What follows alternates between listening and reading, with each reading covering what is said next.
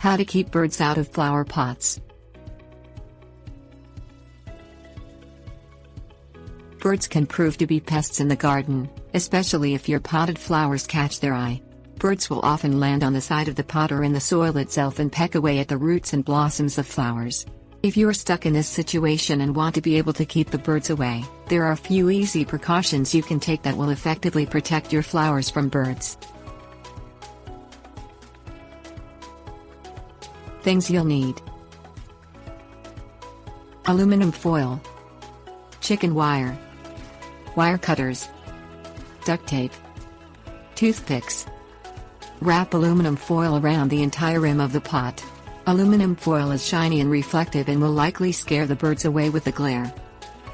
Cut out a piece of chicken wire using a pair of wire cutters that can be bent around the flowers and duct taped to the side of the pot.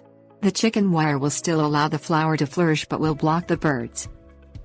Insert multiple toothpicks throughout the soil in the pot. The toothpicks will discourage and prevent the birds from landing in the soil.